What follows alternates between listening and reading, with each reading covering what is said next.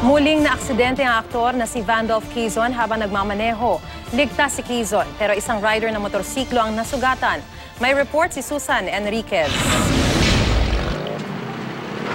Pasado alas 8:30 ng umaga, na aksidente sa Ninoy Aquino Avenue, Parañaque ang aktor na si Vandolph Quezon.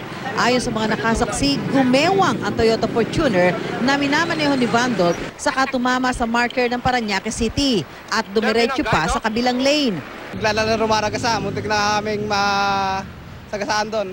Dapat takbo na lang kami. Bumangka din to si Vandolph bago kumabig lang po papunta rito. Tumama po dyan sa may gilid yung sasakyan. Giit ni Vandolph na flat lang daw ang kanyang sasakyan kaya siya nawala ng kontrol. Na-flatan lang. Nahagip ng SUV ni Vandolph ang isang sasakyan ng Mia. Tinangkarang umiwas ng nahagip na sasakyan. Kaya tinamaan naman ito ang isang motor, bahagyang nasugatan ang driver nito. May rampa doon sa island. Natakot kami, baka kami sa lubungin ng banggain. Umiwas kami. Pag iwas ko, meron palang motor sa gilid ko. Kaya yung motor tumama sa akin. Dalawa kami na nagkabanggaan. Biglang sumalubong sa inyo? Oo, sumalubong yun. Tapos ito, nandito siya sa side eh. Siya kasalubong talaga ako. Nandito ako sa gitna eh. Bigla siyang kumapit dito. Nabangga niya ako. Magkatabi lang kami. Kaya ayun, bagsak ako. Sa investigasyon ng mga otoridad, patungo raw baklaran ng aktor nang sumabog ang gulong ng sasakyan. Pumutok po yung dalawang gulong ng sasakyan ni Vandolph. Kaya nakain niya yung kabilang lane.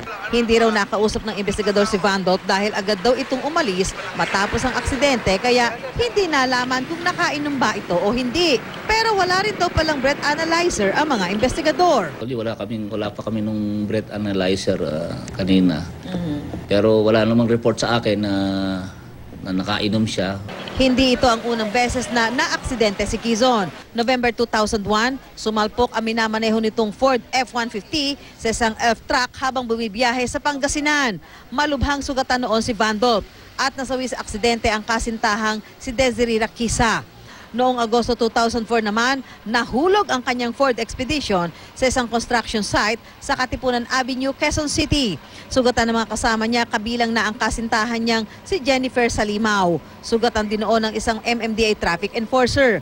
Ayon sa LTO, may multa at posibleng matanggalan ng lisensya ang mga reckless driving offense. Sa first offense, multang 2,000 pesos. Second offense, multang 3,000 pesos at 3-month suspension ng lisensya. Third offense, multang 10,000 pesos at 6-month suspension ng lisensya. At kapag fourth offense na, revocation of license sa loob ng 2 taon. Noong 1 taon, umabot sa mahigit 15,000 ang naitalang aksidente ng PNP Highway Patrol Group. Nitong Enero at Pebrero naman, mahigit 3,000 na ang naitatalang aksidente.